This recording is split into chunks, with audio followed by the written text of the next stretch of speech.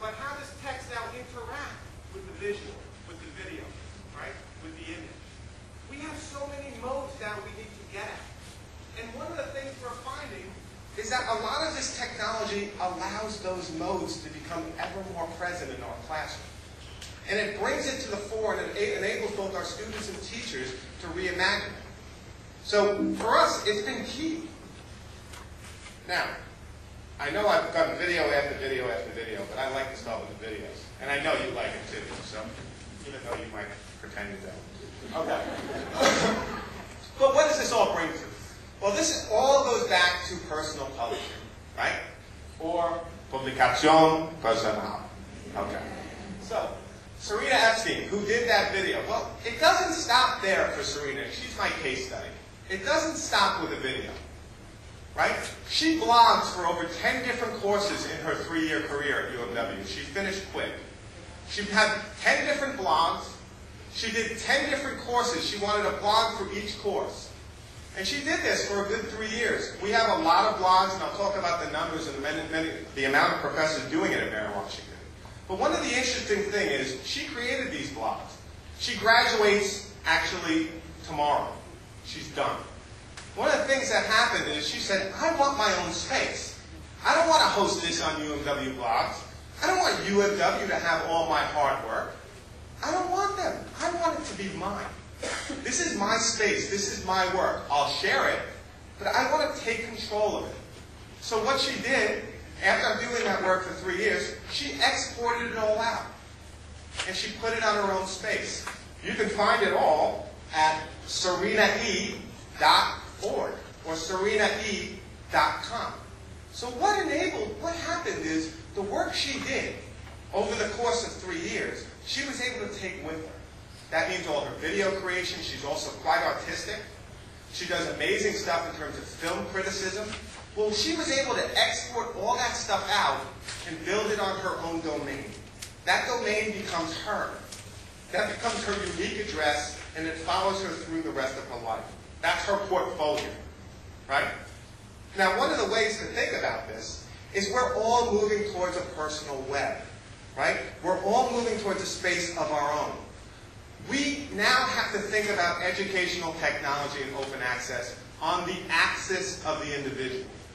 Learning management sites, course management sites, what do?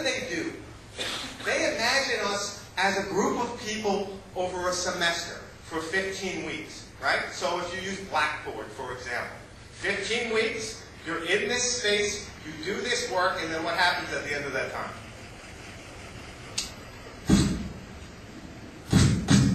It's gone. It's no longer there. Deleted, as they say. What does that tell your students? What does that tell your professors? That tells them the work you did and the hard work you put in is not really valuable. It's not really yours. You don't really own it. We do. And we like it so much we're going to delete it. What does that tell you? That tells you that the work you're doing in the university is not only hidden behind a wall, but is insignificant. Now that is one of the things that Mary Washington is moving away from. And it's not a technical issue. It's an issue of openness, and it's an issue of community. It's an issue of telling your students, yes, what you say is valuable. Telling your faculty, yes, how you're teaching is cool, and we want to promote it. And it's a matter of building community, community like you have right here with the Congress. A community of sharing and a community of openness. Now, we actually are doing things to kind of promote such an idea. So I'm going to be talking about UMW blogs at length in about a second.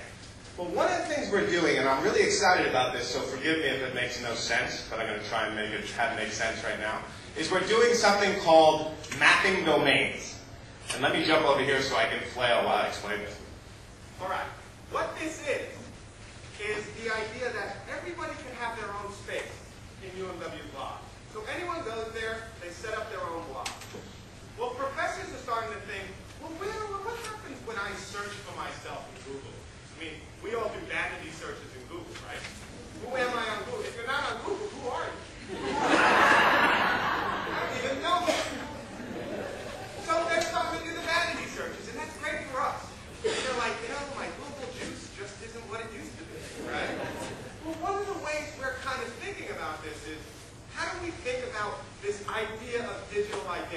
and online presence. How do we think of that and integrate it into the work they're doing at our university already? Well, one of the solutions we came up with through WordPress Multi-User, which I'll talk about shortly, is we allow faculty to have their own site, but then map their own domain on top of it. And it's a very simple process. They go and buy their own domain. For example, I have my own domain, jimgroom.net. Well, I have a site on UMW Blogs. I can just map that on there. What this becomes, in effect, is their online presence, but it's unique and it's theirs. Jeff, you see this as a professor in history, but clerking.org. It's still being hosted by us. It's still on UMW Blogs, but its own unique space. This has two benefits. He becomes that much more visible in search sites to his contemporaries and peers. But it has another benefit. The benefit is, if Jeff McClurkin ever leaves UMW, or ever wants to host his own site somewhere, he doesn't lose all the links. He doesn't lose all the connections.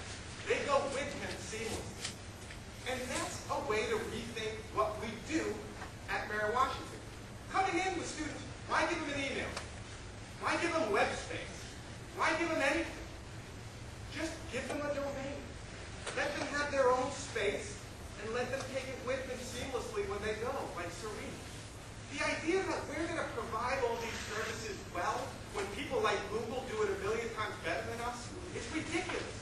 Let's get away from thinking of IT as if we can support it and concentrate on what we do well, teaching and learning. That's really the way to reimagine it, right?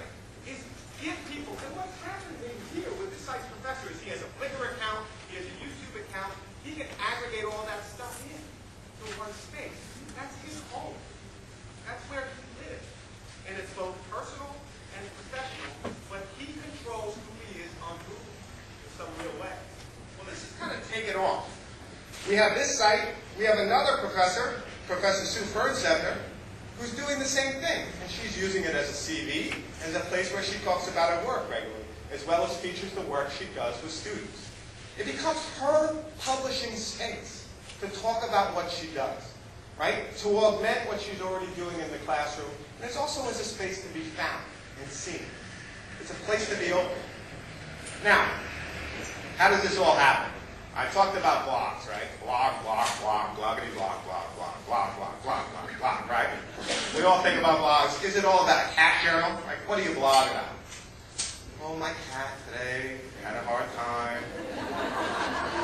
Tore up my couch, right? Or is it political? Damn that bush! Right? We're going to go down, we'll bring it all down. I mean, that's how blogs come into weird, people think of them in like these weird two categories. You're blogging about your cat, or you're some political nut who's running around, right? It's like one or the other. But blogs, I mean, to me, it's simply writing online. It's simply an ongoing conversation that happens. So, that being the case, the term blog still carries with it a great kind of negative connotation. So what we've done is we've gotten away from the term blog. We say, no, it's not a blog. It's not UMW Blogs. It's an educational publishing platform. That's what it really is. And it changed everything. Oh, people were like, oh, so it's just a place I publish? Yeah. Okay, well that makes a lot more sense than a blog. It's the same thing, right? It's just the term. I mean, so much of this is not technical. It's all linguistic, right? It's all conceptual. That's where this stuff resides. That's where that battle in terms of what this stuff can do for us and how it can